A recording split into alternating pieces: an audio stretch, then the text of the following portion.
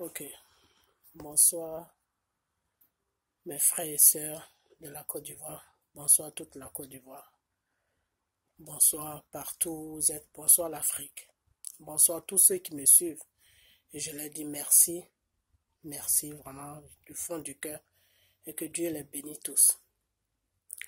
Ok, maintenant, moi je voulais vous poser une question. Vous tous ceux qui me suivent et toute la Côte d'Ivoire aussi. Est-ce que vous avez vraiment envie de sortir de cette situation? Parce que j'ai comme l'impression que vous n'avez pas envie de sortir de cette situation. Vous savez quoi? Nous, quand on passe devant les caméras pour parler, c'est parce qu'on a mal de cette situation qui se passe sur la Côte d'Ivoire. On ne le fait pas pour s'amuser. On le fait parce que c'est un problème qui nous fait mal. Pardon. Vous voyez, je me sens pas bien, je suis grippé, mais quand même, je place ma caméra devant moi pour parler. C'est pour vous faire comprendre que c'est pas quelque chose, c'est pas un amusement qu'on est en train de faire. On est en train on parle sur les réseaux sociaux pour que vous vous réveillez. On parle sur les réseaux sociaux pour que ces grands pays sachent l'injustice qui se passe en Côte d'Ivoire. On passe sur les réseaux sociaux pour que vous-même vous preniez conscience de la situation dans laquelle vous êtes en Côte d'Ivoire, où la Côte d'Ivoire vit. Vous comprenez? Ok. Hier, j'ai fait une vidéo où je parlais des pasteurs. Je ne suis pas pasteur, moi. Moi, je ne suis pas pasteur. Je ne peux pas être pasteur parce que une femme ne peut pas être pasteur. Vous comprenez? Ok. Si je me suis adressé aux pasteurs, j'ai parlé à mes frères et mes sœurs ivoiriens qui sont sur la Côte d'Ivoire et que j'ai parlé des pasteurs, c'est pour attirer leur attention. Parce que qui est-ce qui a mis la Côte d'Ivoire dans tout ce problème-là aujourd'hui? C'est les mauvais pasteurs. C'est ces pasteurs-là qui étaient autour de Gbagbo et qui rencontraient des bêtises à Gbagbo qui ont fait aujourd'hui que la Côte d'Ivoire se trouve dans ce problème. Vous comprenez? Donc, la chute de la Côte d'Ivoire, les pasteurs sont responsables aussi.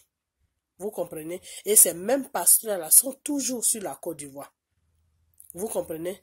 Donc, ces pasteurs-là essayent et ces pasteurs-là envoûtent la population. Et tant que la population sera sur un envoûtement, la population ne peut pas se rendre compte de... Peut-être qu'ils se rendent compte de ce qui se passe, mais ils ne peuvent pas réagir. C'est comme s'ils étaient sur un envoûtement.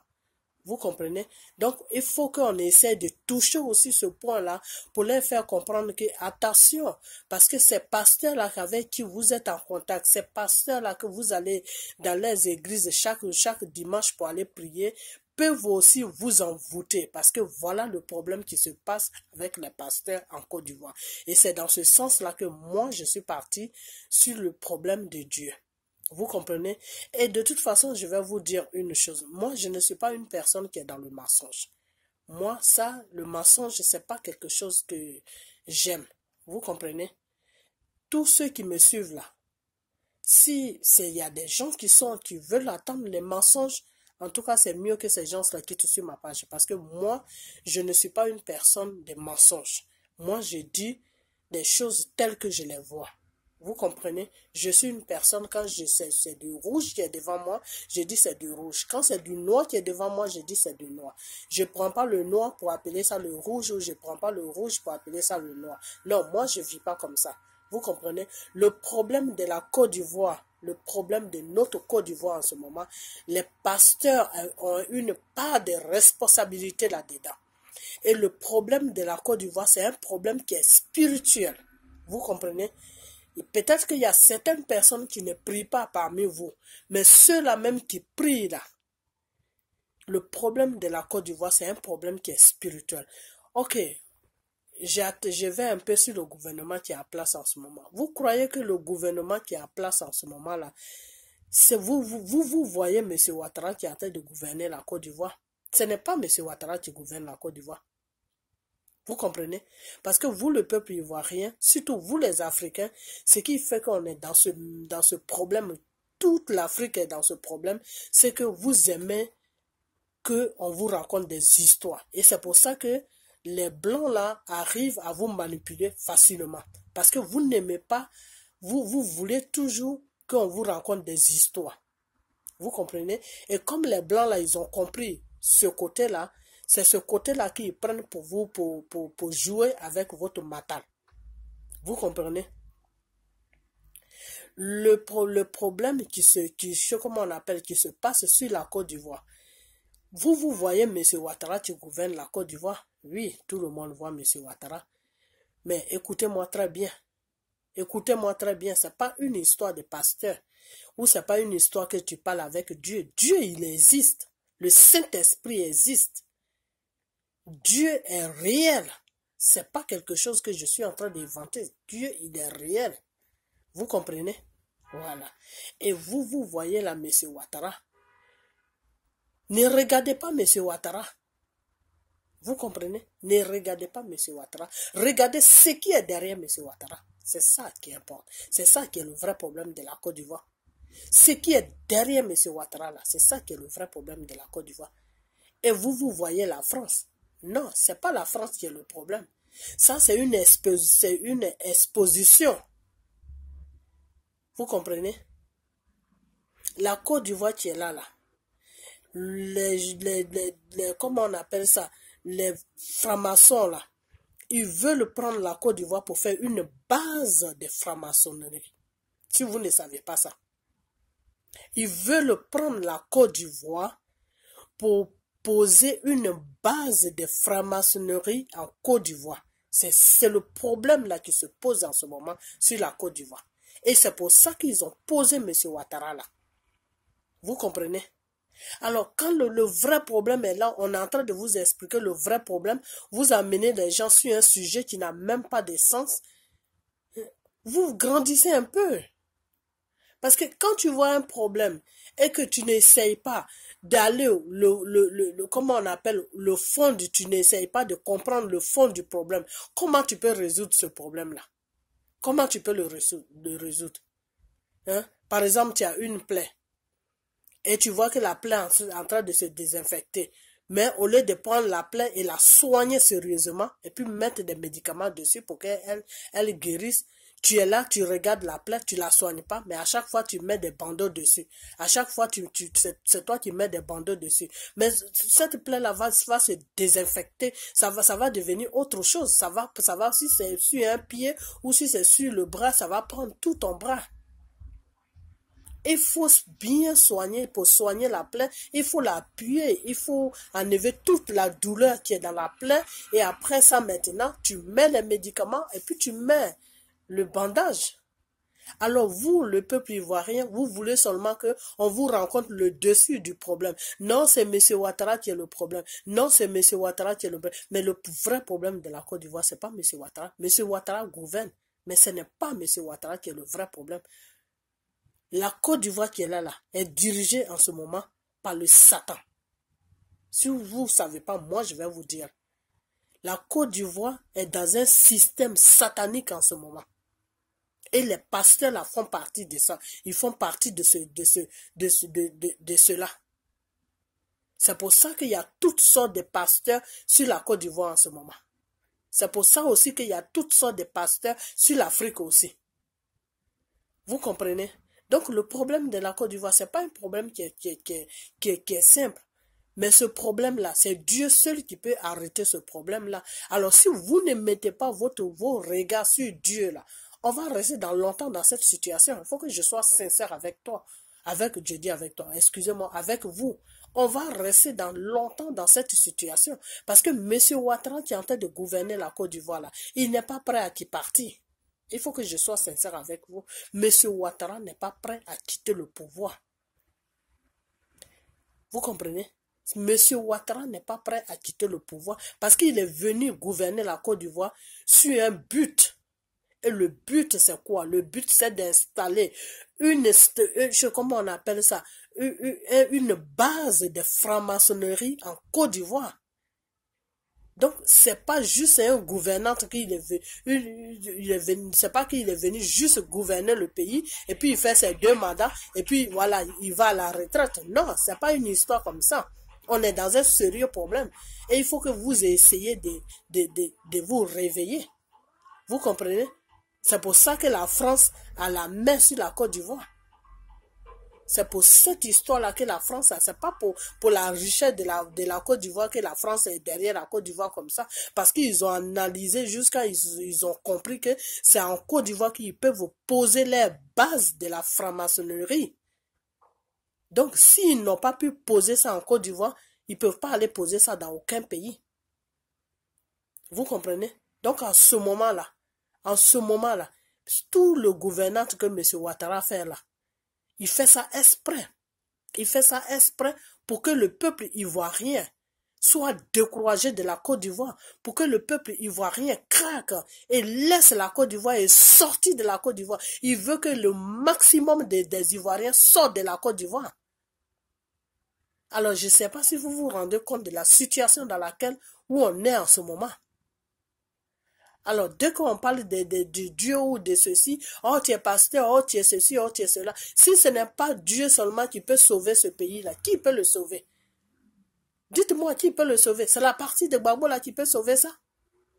Ou bien c'est la partie de Bédier là qui peut sauver ça? C'est PDCI qui va s'affronter à une base de franc-maçonnerie? Ou bien c'est comment on appelle ça? Je sais pas, la partie de Gbagbo là, je sais pas, un pays ou je sais pas quoi qui peut se fronter avec eux. C'est pas seulement c'est monsieur Ouattara seulement que vous regardez là. Derrière monsieur Ouattara, il y a des gens qui sont puissants derrière monsieur Ouattara, qui sont là, qui dirigent monsieur Ouattara. Vous comprenez? Parce qu'ils veulent poser une base de franc-maçonnerie en Côte d'Ivoire. C'est-à-dire, ils veulent prendre notre pays pour faire une base de sataniques. Et il faut qu'on se réveille. Il faut vraiment qu'on se réveille. Je ne voulais pas vous dire tout ça, mais compte tenu des messages que je vois, j'ai comme l'impression que vous ne vous rendez pas compte de la situation dans laquelle où on est. Sinon, à votre avis, franchement, à votre avis, réfléchissez. Pourquoi M. Ouattara a ce gouvernement-là? Pourquoi M. Ouattara gouverne la Côte d'Ivoire comme ça? Pourquoi? Pour quelle raison? Dites-moi. Quand je vais finir là, répondez-moi. Pourquoi M. Ouattara gouverne la Côte d'Ivoire de cette manière-là? Pourquoi il fait de sorte que l'Ivoirien même ne peut pas se sentir à l'aise sur la terre de la Côte d'Ivoire? Pourquoi? Pour quelqu'un qui dit qu'il aime son pays, il est venu pour gouverner ce pays, que celui qui était là était voleur, il mangeait, il volait l'argent, il faisait n'importe quoi, il ne faisait pas de réalisation, blablabla. Ils l'ont pris, ils sont partis le déposer à La Haye et maintenant, lui, il a pris le pouvoir. Depuis qu'il a pris le pouvoir, qu'est-ce que M. Ouattara a fait de concret? C'est-à-dire, qu'est-ce qu'il a posé sur la Côte d'Ivoire pour que l'Ivoirien même se sente bien pour rester là-bas? Qu'est-ce qu'il a fait? Qu'est-ce qu'il a fait? À part les ponts là, que les voitures tombent dessus, les sacrifices là. À part ça là, qu'est-ce que M. Ouattara a fait de bien qui peut faire qu'on peut dire non, vraiment, il est ivoirien, il aime vraiment son peuple, il aime son pays et que vraiment, avec le temps, il va faire quelque chose de mieux. Qu'est-ce qu'il a fait? Pour le nord, il n'a rien fait. Pour l'ouest, il n'a rien fait. Pour l'est, il n'a rien fait. Pour le centre, il n'a rien fait. Partout, toute la Côte d'Ivoire, il n'y a pas un Ivoirien, il n'y a pas une ethnie qui est heureux dans son gouvernement. Les Djoula là le supportent, le Nord là le supporte tout, enfin, c'est même pas tout le Nord, parce que je ne veux pas attaquer tout le Nord, parce que dans le Nord là, il y a beaucoup de gens qui ont compris maintenant le système dans lequel, où le monsieur il est. Il y a beaucoup qui ont compris ça, mais la honte fait qu'ils ne peuvent pas parler. Vous comprenez? Parce que quand tu supportes quelqu'un jusqu'à et puis après tu te rends compte que c'est pas ce que tu croyais, tu es obligé maintenant de te cacher ou de te taire parce que tu peux pas aller encore devant le monde pour dénoncer la même personne pour dire que ah, moi je croyais que la personne, il y a des gens qui le font. Des gens qui le font qui sont honnêtes et des gens qui le font aussi qui n'ont pas froid aux yeux. Mais il y a des gens qui peuvent pas le faire. C'est pas tout le monde qui a la facilité de dire quand c'est gâté, il n'y a pas tout le monde qui a la facilité de dire, ah vraiment, je croyais que cet homme-là allait faire ça, vraiment, Je ne pensais pas que ça allait, c'était comme ça. C'est pas tout le monde qui a la facilité de dire ça. Dieu n'a pas donné la chance à tout le monde de dire quand ça ne va pas, de taper sur la table, de dire, ah, vraiment, je te supporte, mais les actes que tu es en train de poser là, moi, ça ne me plaît pas. C'est pas tout le monde qui a, il y a des gens, ils peuvent faire ça, il y en a aussi, bon, ils restent dans leur coin et puis ils regardent. Juste qu'ils prient seulement ou bien ils sont là, ils attendent que un jour ça finit. Vous comprenez? Donc le non, là, je ne peux pas accuser tout le monde parce qu'il y a beaucoup de gens de non qui ont été trompés par ce monsieur-là, qui ont été vraiment trompés. Eux, ils ont cru que le monsieur allait venir au pouvoir, faire une bonne gouvernance pour la Côte d'Ivoire, tout. Et aujourd'hui, ils sont frustrés, ils sont dans leur coin, ils ne peuvent pas réagir. Vous comprenez? Mais ceux-là même qui ne veulent rien comprendre là, quand tu vas partir de ce côté-là, les gens vont dire tout de suite que oui, tu es xénophobe. Peut-être que les étrangers qui sont nés en Côte d'Ivoire, et ceux-là, ceux qui sont nés en Côte d'Ivoire, les étrangers qui sont nés en Côte d'Ivoire, ils sont ivoiriens parce que dans tout pays, quand tu es né dans tout pays, comment on appelle le droit de sol, fait de sorte te revient de droit, ça veut dire que c'est ton pays, là où tu es né, c'est ton pays. Mais ceux-là, ils ont un autre raisonnement par rapport à nous, les Ivoiriens, parce qu'ils se disent qu'ils sont nés là-bas, là, avec tous les conneries qui s'est passé avec Bédier, des trucs comme ça, que oui, les Ivoiriens, enfin, les gens qui sont nés là-bas, ils sont pas Ivoiriens, bon, tout ce pagaille-là qui s'est passé dans le temps, ça a fait que ces gens-là aussi, ils sont restés dans un système où ils sont frustrés, ils se disent que, ah, nous, on est nés en Côte d'Ivoire, les gens, les Ivoiriens nous rejettent qu'on n'est pas des Ivoiriens, donc, celui qui est là en ce moment, lui aussi, il est dans le même cas que nous, donc c'est mieux qu'on le supporte. Eux, c'est dans ce sens-là maintenant qu'ils supportent Alassane. Donc, tous ceux qui supportent Alassane, là, c'est des gens qui sont nés en Côte d'Ivoire, mais qui ne sont pas vraiment, qui, dans leur tête, ils ne se disent pas ivoiriens. Alors qu'ils sont nés en Côte d'Ivoire, normalement, ils sont ivoiriens. Mais dans leur tête, ils se disent qu'ils ne sont pas ivoiriens. Compte tenu de la situation qui s'est passée avec Bédier, ça a fait que ils ont été frustrés. Donc, ils se disent que, ah, déjà, on nous a mis à côté que nous, on est venus, et nos parents sont venus ici. On n'est pas des Ivoiriens, mais on est nés ici, tout. Donc, ça a fait que ce problème-là fait que, aujourd'hui, c'est ces gens-là qui supportent Alassane. C'est ces gens-là aujourd'hui qui supportent Alassane. Mais moi, ce que j'aimerais leur dire, que la Côte d'Ivoire, c'est leur pays. La Côte d'Ivoire, c'est leur pays. Le droit de naissance, c'est important. Là où tu es né, là, c'est là qui est ton pays. Peut-être que c'est leurs parents qui sont étrangers. Comme nous, on est quitté en Côte d'Ivoire, on est venu dans ce genre de pays, on a fait des enfants, mais ces enfants-là sont américains, ils sont ceux qui ont fait des enfants ici. Il y en a qui ont fait ici, il y en a qui ont fait en France. Nous, on a fait des enfants ici ou en France. Nos enfants sont français, il y en a qui sont américains, il y en a qui sont français. Vous comprenez? Donc, ces enfants-là qui sont nés en Côte d'Ivoire, que les parents sont étrangers, là, ils sont des Ivoiriens. C'est leur pays, ils ont le même droit que nous, les Ivoiriens. Donc, faut pas qu'ils soient frustrés et puis suivre quelqu'un qui est en train de détruire ou qui va détruire leur pays. Donc, on est dans une situation vraiment qui n'est pas facile parce que les hommes politiques ont posé déjà un acte devant ces gens-là. Ça a fait que ces gens-là maintenant, eux, ils supportent Alassane. Quand Alassane fait bien, quand Alassane ne fait pas bien, eux, ils s'en foutent. Ils se disent, oh, nous, on s'en fout. De toute façon, lui, il est dans la même situation que nous. Comme eux, là, ils nous ont rejetés. Si tout est gâté, tout est gâté. Tu vois? Et ça a fait que aujourd'hui, on est dans une position vraiment qui est désespérant. On ne sait même pas où donner de la tête. Vous comprenez? Alors que monsieur Ouattara, de la façon que ces enfants-là qui sont nés en Côte d'Ivoire, de la façon que eux, ils ont une colère en eux. C'est la colère qui fait que ils supportent monsieur Alassane dans le mal. Mais monsieur Alassane, lui, c'est pas son cas. Monsieur Alassane, lui, il a été posé sur la Côte d'Ivoire pour une mission. Mais ces gens-là ne savent pas que M. Alassane a été posé pour une mission. Et même s'ils savent que M. Alassane a été posé pour une mission, puisqu'ils ont été déjà frustrés, ils ont été déjà frustrés par les hommes politiques en disant que oui, il faut être né des parents ivoiriens ou je ne sais quoi pour être ivoirien. Donc, ils ont été déjà frustrés par ça. Donc, ça a fait que eux, ils s'en foutent. Que la Côte d'Ivoire se gâte, que la Côte d'Ivoire se gâte pas. Ça, c'est pas leur problème. Vous comprenez? Donc, on est dans une situation vraiment qui est délicate. Vous comprenez? Donc, cette situation-là, moi, je ne sais même pas, à part Dieu là, moi, moi je me dis, hein, à part Dieu là, moi, je ne sais pas qui peut nous enlever dans cette situation. Parce que tous les pays que vous voyez là, que ce soit la France, Nicolas Sarkozy, c'est quelqu'un, c'est un grand menteur. Nicolas Sarkozy, c'est un grand menteur. C'est un danger public. C'est un danger public. C'est pour ça qu'il n'a même pas fait 2 mandats en France. Il a fait qu'un seul mandat. Nicolas Sarkozy, moi, au moment où j'étais sur la France, il n'était pas dans la politique. Je me demande même comment il a fait pour rentrer dans la politique. Monsieur Nicolas Sarkozy, c'est un danger public. C'est-à-dire Nicolas Sarkozy qui est là. Tu fermes une maison, tu mets plein d'enfants dans une maison là. Tu dis à Nicolas Sarkozy, pose une bombe là. Lui, il va la poser sans réfléchir. Ça, c'est Nicolas Sarkozy qui est là. C'est pas quelqu'un qui réfléchit. Lui, il fait d'abord avant de réfléchir. Donc, quelqu'un comme ça là, c'est un danger public. Vous comprenez? Et le problème qui est là, c'est que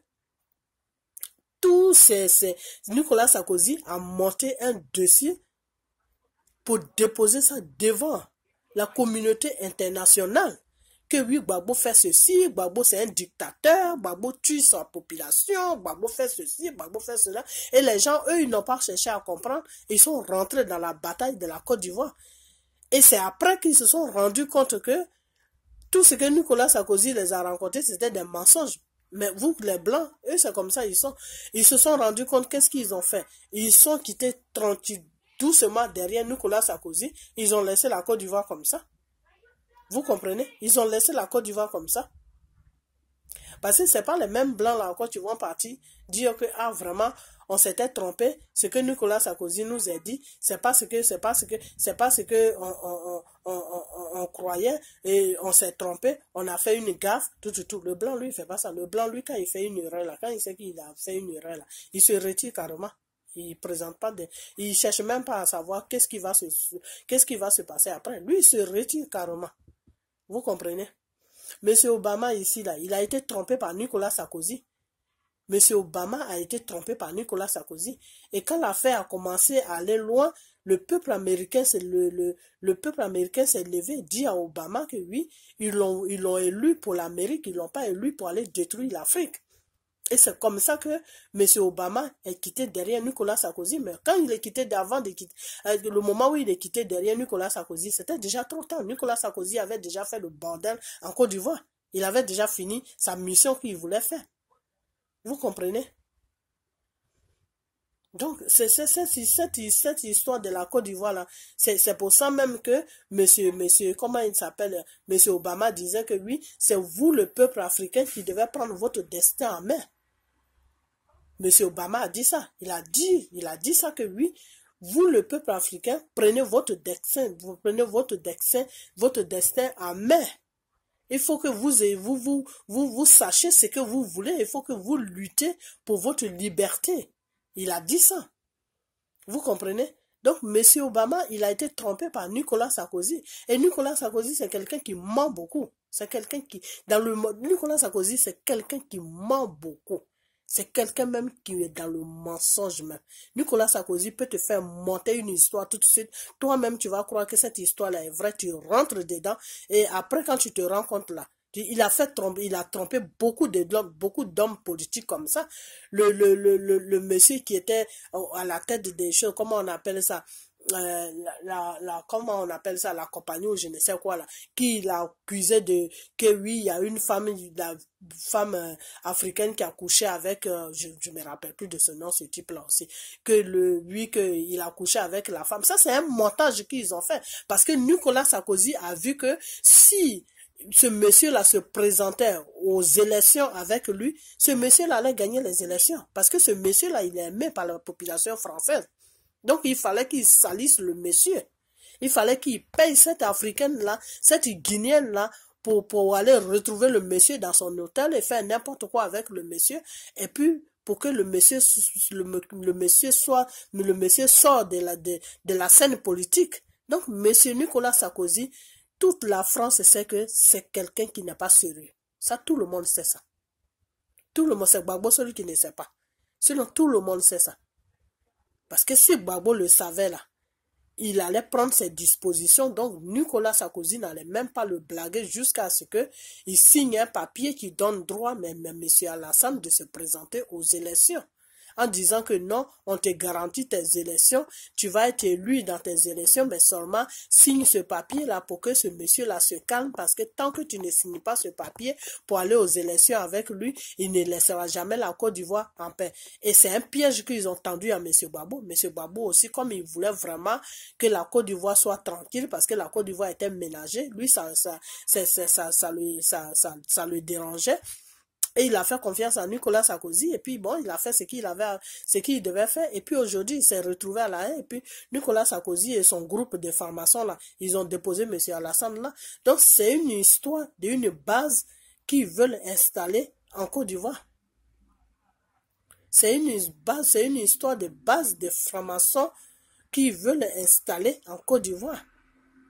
Donc, vous, le peuple ivoirien, là, réveillez-vous. Réveillez vraiment vous, parce que moi, je ne sais pas que quand on fait des vidéos comme ça, si ça vous fait plaisir. Non, nous, on fait des vidéos pour vous réveiller. On fait des vidéos pour que vous sachiez dans quoi on est. On fait des vidéos pour que vous sachiez que vous avez droit à ça, vous avez droit à ça. On fait des vidéos pour que quand le moment va arriver de vous lever, pour que vous vous levez et puis défendre votre pays et défendre vos droits. C'est dans ce sens-là que nous, on fait les vidéos. Parce que nous, nos vidéos que nous faisons là, ça ne peut rien changer. Ça ne peut rien changer parce que ce qui est là-bas en Côte d'Ivoire, là, c'est un réseau. C'est un grand réseau. C'est un réseau c'est la tête même de Satan qui plane sur la Côte d'Ivoire. Vous comprenez? Donc, il faut qu'on se mette tous ensemble et puis les combattre et récupérer notre pays. C'est ce que je vois. Parce que si M. Alassane était venu vraiment pour gouverner la Côte d'Ivoire, pour s'occuper du peuple ivoirien, il allait savoir ce qu'il doit faire et il allait savoir ce qu'il ne doit pas faire. M. Alassane, ce n'est pas un enfant. C'est un grand-père, ce n'est pas un enfant.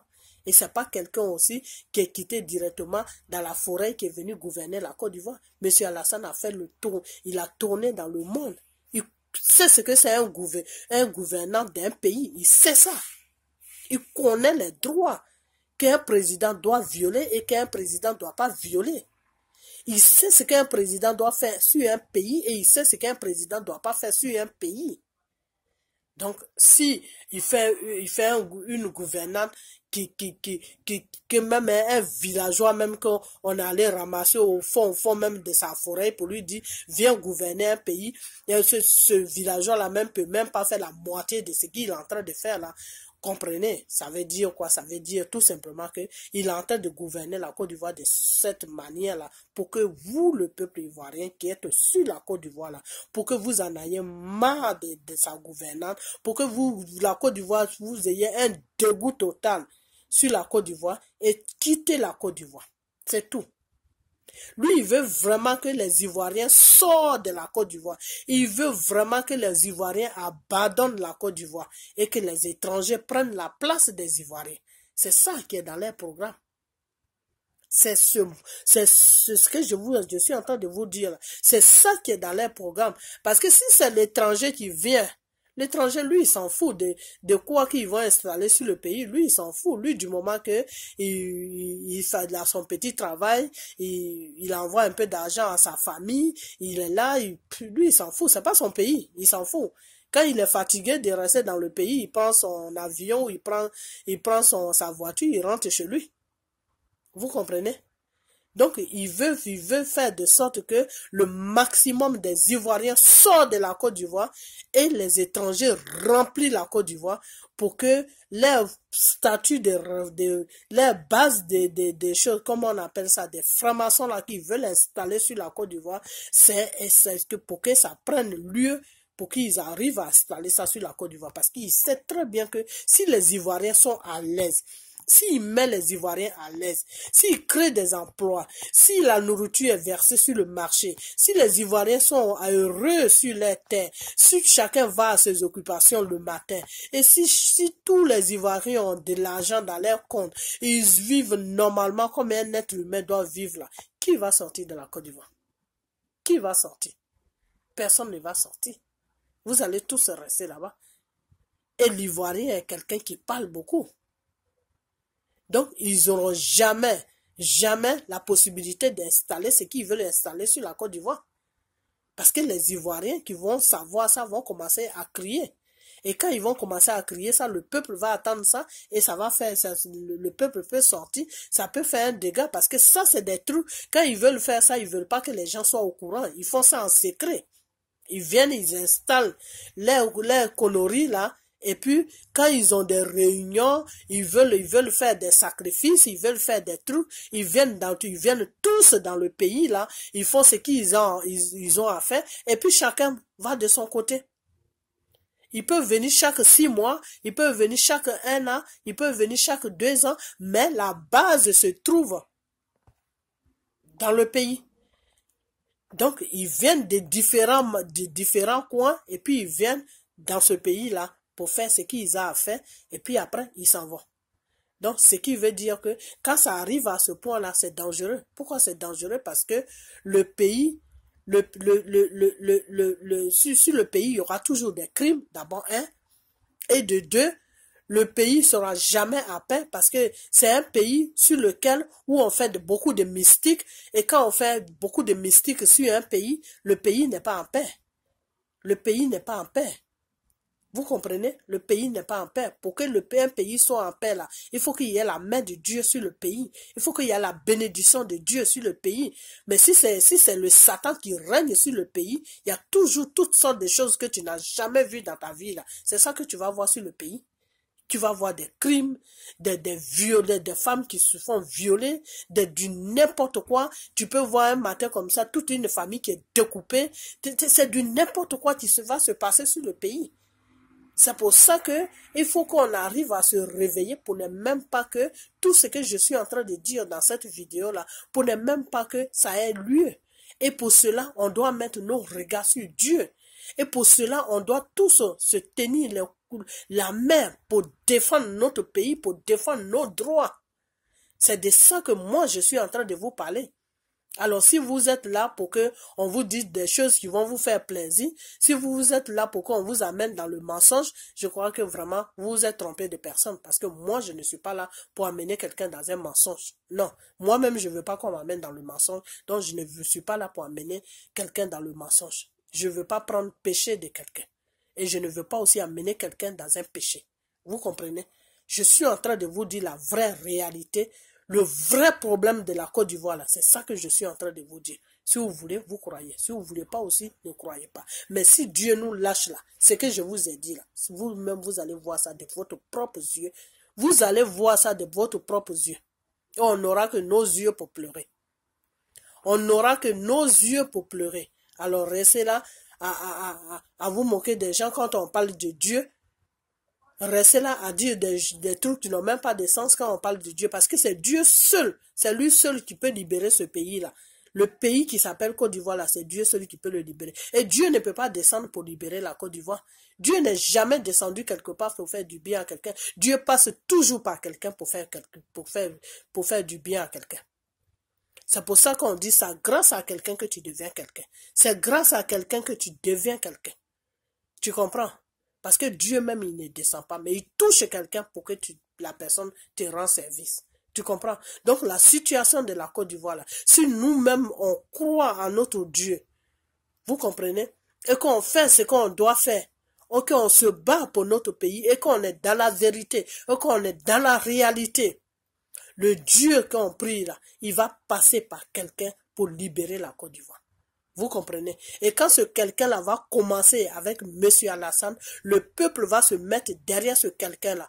Et le monsieur-là, il va quitter, quand il va finir là, même s'il voulait déposer un troisième mandat là, son troisième mandat là n'aura pas lieu, il va laisser le pays là tranquille. Et quelqu'un de neutre, quelqu'un qui n'est pas dans les bêtises là, quelqu'un même qui n'a rien à voir avec tous les trucs là, va venir, quelqu'un de neutre, va venir pour gouverner la Côte d'Ivoire. Et tout le monde va se sentir bien. Vous comprenez? Donc c'est de ça que Nous, on est en train de vous parler chaque jour sur les réseaux sociaux. Là. C'est de ça qu'on nous parle. C'est de ça qu'on vous parle. C'est de ça que Johnny Pacheco vous parle. C'est de ça que d'autres personnes vous parlent. Sauf ceux qui sont dans le mensonge. Ceux qui se font acheter par le pouvoir qui est en place là. C'est eux qui font des vidéos pour se faire remarquer. Tu sais même pas de quoi ils sont en train de parler. Ils patinent à gauche, à droite. Et tu les regardes même jusqu'à toi-même, tu es désespéré de la situation de la Côte d'Ivoire. Tu te demandes si toi et eux, si vous parlez de la même chose, si vous êtes dans le même monde. Vous comprenez? Ceux-là, ils savent le rôle qu'ils sont en train de jouer là. Eux-mêmes, ils connaissent ça et Dieu connaît ça.